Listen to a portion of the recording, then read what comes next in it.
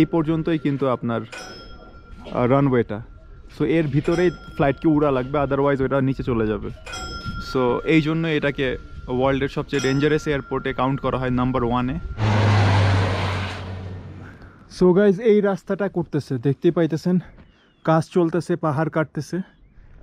এইটার জন্যই থামডারা থেকে আমাদের একদম উপর থেকে যাওয়া লাগছিল। So that was my 22-day long journey এভারেস্টের। আমার লাইফের এখন পর্যন্ত সবচেয়ে লংগেস্ট ট্রেক ছিল এটা।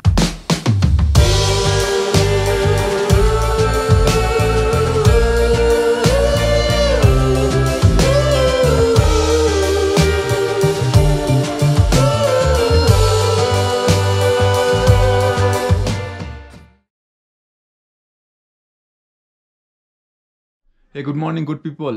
Welcome to this new vlog. সকাল সকাল ঘুম থেকে উঠে আমার ব্যাগগুলো প্যাকস করলাম। এখন চেক আউট করবো আর বের হয়ে যাব। 2-3টা আপনার টেক অফ দেখছি হালকা পাতলা এখান থেকে। আপনারা জানেন যে এটা হলো ওয়ার্ল্ডের most dangerous airport, Hillary Tenzing airport বা তেনজিং হিলারি এয়ারপোর্ট, যেটাকে লুকলা এয়ারপোর্ট নামে সবাই জানে। সো এখানের এইটুক আমার রুম থেকে দেখা যায়। ডোন্ট ওয়ারি অ্যাবাউট দ্যাট, আমি এখানে যে আপনাদের ক্লিয়ারলি দেখাবো সব কিছু অ্যান্ড বলবো যে কেন এটা ওয়ার্ল্ডের মোস্ট ডেঞ্জারাস এয়ারপোর্ট। সো যাই হোক, এখনও নাস্তা রাস্তা কিছু করিনি, মাত্র ঘুম থেকে উঠলাম। এখন এখান থেকে থামডারা আজকে যাব, এটাই প্ল্যান। দেন থামডারা থেকে যদি ডিরেক্ট জিপ পেয়ে যাই দেন স্যালারি চলে যাবেন, স্যালারিতে রাতে থাকবো। অর এলস যদি আপনার থামডারাতে জিপ না পাই, থামডারাতে রাতের থেকে কালকে সকালে থামডারা টু স্যালারি, দেন স্যালারি থেকে আবার বাস বা জিপে করে কাঠমান্ডু। 2200 বা 2300 এরকম করে per ticket, Thamdara to Salleri, Salleri to Kathmandu. I think বাসের টিকিট একটু কম, ওটা 1700 মতো। বাট হোয়াট এভার, আপনাদের আমি সবগুলো আসার সময় আইডিয়া দিচ্ছিলাম। So you know how to come and how to go back from here, এই জন্য এত ডিটেলস আর কিছু দেখাবো না, বাট এখন বলে দিলাম। সো এখন নাস্তা রাস্তা করবো, চেক আউট করবো, দেন আই উইল গো দেয়ার এখান থেকে, কজ আমি রানওয়েটা পুরো ক্লিয়ার দেখা যায়। সো ওইখান থেকে কয়েকটা টেক অফ বা ল্যান্ডিং আপনাদের দেখাবো, প্লাস আমি নিজেই দেখবো।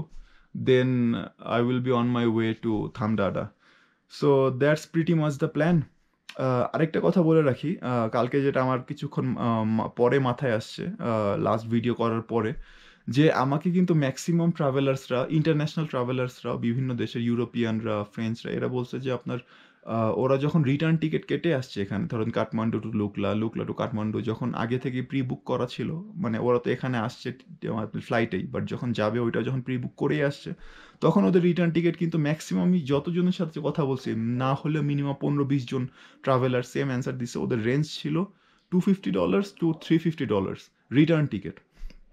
আর আমার আরেকটা বাঙালি গ্রুপও কিছুদিন আগে আপনার ইবিসি করে গেছে, ওদেরও দেখলাম যে $300 করে রিটার্ন পড়ছিল। সো যেটা আমি আপনাদের সাজেস্ট করব ওইটা হলো যে আপনারা যদি এখানে ফ্লাইটে আসতে চান বা ফ্লাইটে এখান থেকে যেতে চান, প্রি বুক করে আসেন। এখানে এসে যদি আমার মতো করে আপনার ইনকোয়ারি করেন, হয়তো $190 আপনাদের বলবে।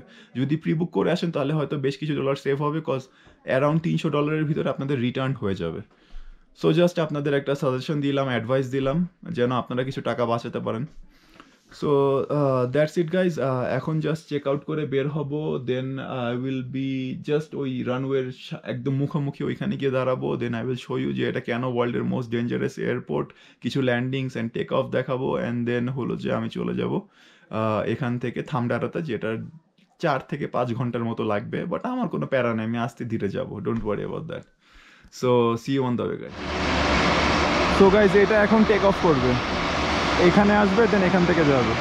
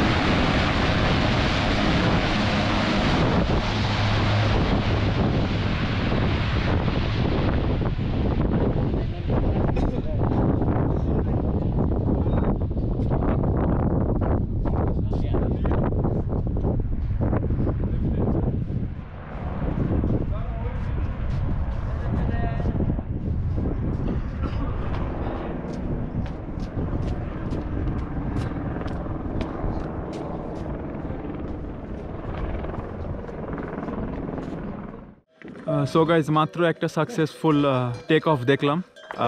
1 ঘন্টার মতো দাঁড়ায় আছি, দাঁড়ায় প্রিঙ্গলস খাচ্ছি, কোনো ল্যান্ডিং এখনও দেখি নাই। সো এখন চলে যাব, কজ আজকে আবার 4-5 ঘন্টার জার্নি বাকি আছে এখনও trekking. So what I was telling you guys, যে এটা হলো runway and see the border here. So যখন ল্যান্ডিংটা হয় এই ফ্লাইটকে এর আগে থামা লাগবে, আদারওয়াইজ এখানে একটা ক্ল্যাশ হয়ে যাবে, if you guys can see এখানে। আর যখন টেক অফ হয় সি আপনার এই পর্যন্তই কিন্তু আপনার রানওয়েটা। সো এর ভিতরেই ফ্লাইটকে উড়া লাগবে, আদারওয়াইজ ওটা নিচে চলে যাবে। সো এই জন্য এটাকে ওয়ার্ল্ডের সবচেয়ে ডেঞ্জারাস এয়ারপোর্টে কাউন্ট করা হয় নাম্বার 1-এ। অ্যান্ড অ্যাক্সিডেন্টস কিন্তু হয়, এমন না যে অ্যাক্সিডেন্টস হয় না, লাইক এই জন্যই নাম্বার 1, আদারওয়াইজ তো নাম্বার 1 হইতো না। সো নাইস, ল্যান্ডিং দেখলাম না, বাট আপনাদের মোটামুটি আইডিয়া দিলাম, আমি নিজেও দেখলাম। And now we go to Thamdada hopefully আজকে।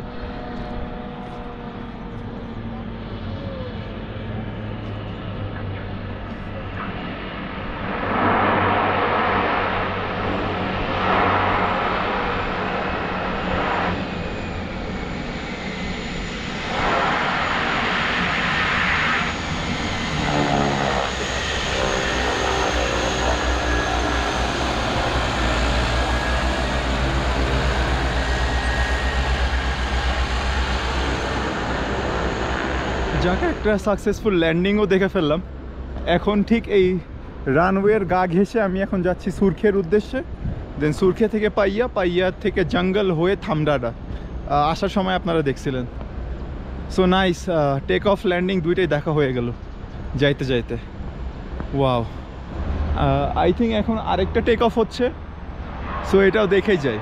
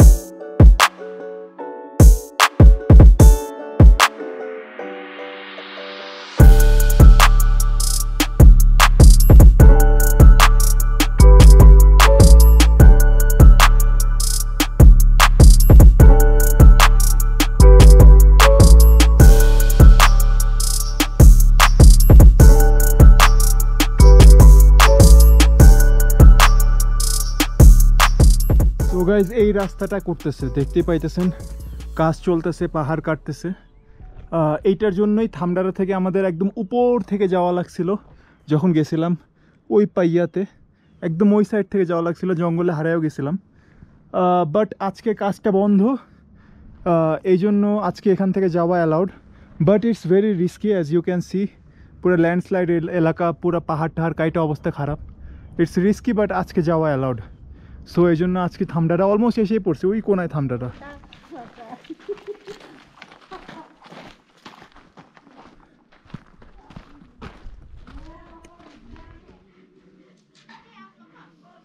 সো গাইজ 4টার মতো বাজে, থামডাড়া আসলাম। একটা বোলেরো আছে বাট পুরা খালি, বাট ড্রাইভার বলতেছে যে স্যালারি যাবে।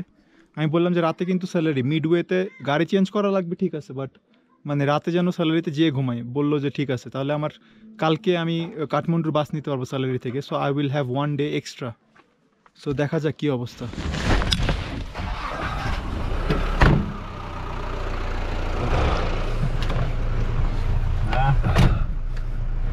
So I called them, so wait, because Oh, I go in that jeep. Yes, yes. Okay, I change jeep. You can change the jeep. Okay.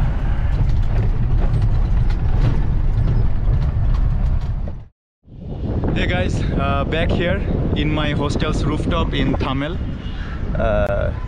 You guys have seen this place, huh?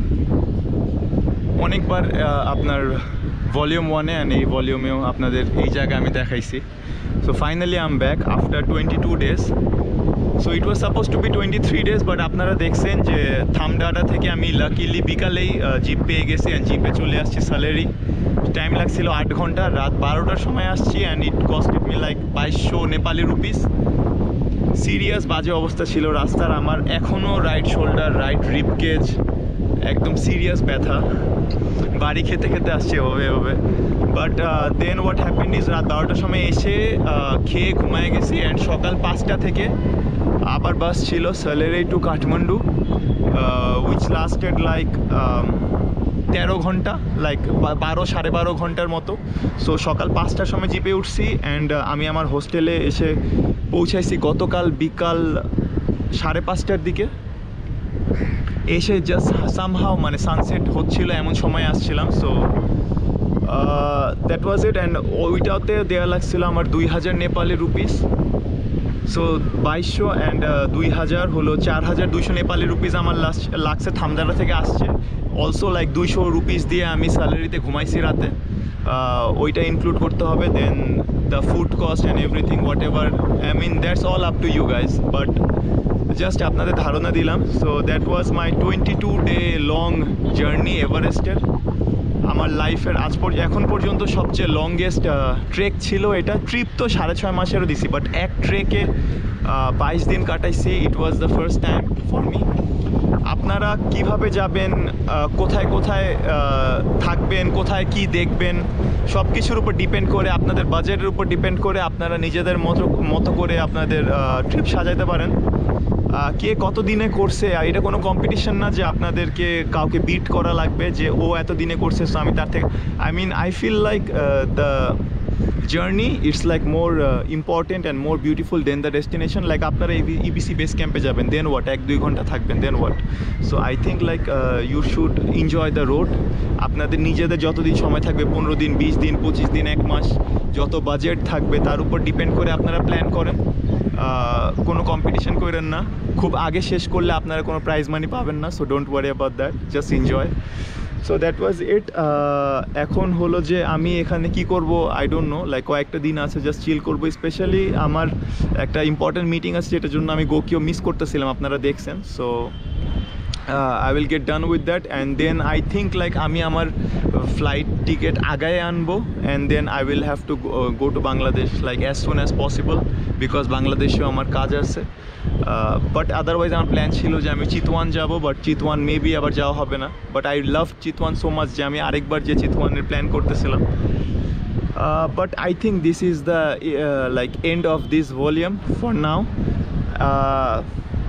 আমি normally আপনারা জানেন যে আমি repeat করি না একটা দেশ অনেক দিন. Like Nepal is the first one I am repeating like এতদিন পর. বাট এর রিজন ছিল লাইক আমার লাইফের একটা নতুন চ্যাপ্টার শুরু হতে যাচ্ছে. সো আমি লাইক এই টাইপের ট্রিপ বেশ কয়েক বছরে দিতে পারবো না. সো আমি একবারে দিয়ে দিলাম. এখন সুযোগ পাইছি, করে ফেললাম back to back, volume 1 then volume 2. মাঝখানে ইন্ডিয়া ছিল but still like you can understand back to back নিয়ে আমি কী বুঝাচ্ছি. There was this mistake I figured out. আমি একটা ভুল করছিলাম. ওইটা হলো কংমালাতে আপনারা দেখে থাকবেন যদি ভিডিওটা দেখেন যে আমি আমার সামনের ব্যাগটাকেও পিছনের ব্যাগে ঢুকায় I made it one bag, যেটা I think it was a mistake for me because I changed my technique. Specially আমার লাইফের ফার্স্ট পাস ছিল, সো আমি একটু কনফিউজ ছিলাম আর একটু সেফ খেলার জন্য আমার টেকনিক চেঞ্জ করছি, উইচ ওয়াজ আ মিস্টেক. যেটা আমি রেঞ্জো লা পাসে যে ফিল করছি যে আমি মিস্টেক করছি, বিকজ রেঞ্জো লা পাসে আপনারা দেখে থাকবেন আমি কমফোর্টেবলি করছি. সকালে আপনার হলো গোকিও করার পরে বিকালে থেকে আমি রেঞ্জো লা পাস করছি অ্যান্ড সেফলি করছি অ্যান্ড আরামে করছি. সো দেন আই রিয়েলাইজ যে Kongma La was a mistake because what happened is কংমালাতে আমি ঘাবড়ায় আমার 2টা ব্যাগকে পিছনে থেকে, তাহলে আমি না জাস্ট এরকম করে পড়ে যাচ্ছিলাম পুরো ট্রেলে and it was also slowing me down, it was tiring me. So যেটা আমি আপনাদের অ্যাডভাইস দিব যে never ever change your technique, হ্যাঁ, like never don't change your technique ever. Like আপনি যদি ধোনিকে বলেন যে সচিনের মতো কভার ড্রাইভ মারতে, তো ধোনি আউট হয়ে যাবে। ধোনির মতো ক্রস খেলতে দেন, ও 6-এর পর 6 মারতে থাকবে। You know what I mean. So yeah, so that was it. I just learned from a mistake, so I'm actually happy for it. আরেকটা কথা যেটা হলো যে আমি আপনাদেরকে আরেকটা ভুল কথা ইনফরমেশন দিচ্ছিলাম, যেটা আমি বলছিলাম যে রেঞ্জওয়ালা পাস হলো যে লিস্ট ভিজিটেড সাইট এই 3টা সাইটের ভিতরে। বাট পরে আমি যেটা রেঞ্জওয়ালা পাস দেওয়ার সময় দেখলাম যে প্রচুর লজ আছে অ্যান্ড ভালোই ট্যুরিস্টের সংখ্যা আছে। So I think Renjo La pass is the second most visited site.